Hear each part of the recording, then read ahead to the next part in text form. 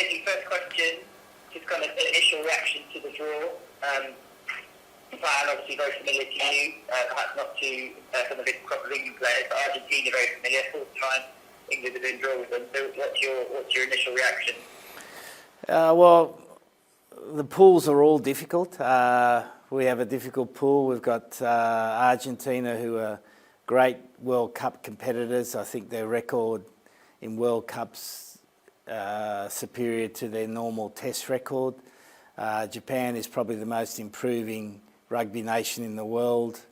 They've just organised their domestic season, so the national team will get priority, so they're going to be very well prepared. And then possibly Tonga and Canada. And Tonga, we know, have caused some of the biggest upsets in world rugby. So all we can do is be at our best, take each game as it comes, and make sure we're dealing with the opposition on the day.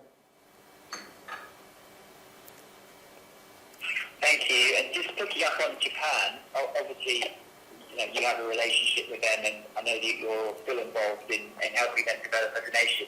They seem to be the one country that everyone didn't want in their pool this time, largely on the astounding performance in 2019 and the brand of rugby they were playing. But how does it make you feel when you see Japan now kind of beating every team in their pool in the last World Cup and kind of playing a brand of rugby that people seem to love? You must have a sense of pride about it.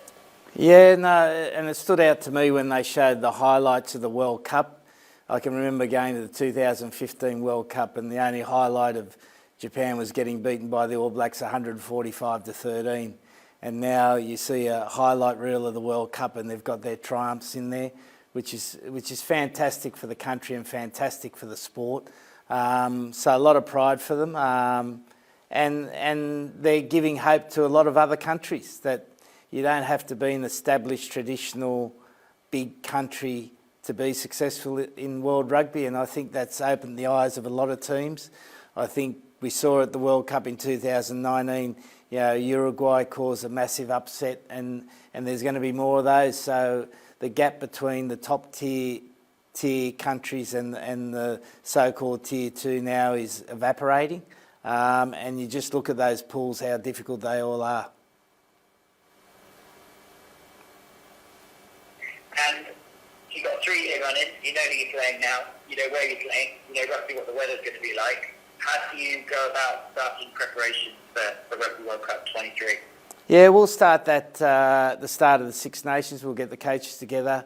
We'll spend a day looking at the World Cup, start doing some strategic planning, looking at what we need to prepare, because you want to start putting, if there's certain things we need in our game, for instance, against Japan, who play a little bit differently, we need to start practicing those things, and they might be in games against different countries to make sure we're prepared for the World Cup.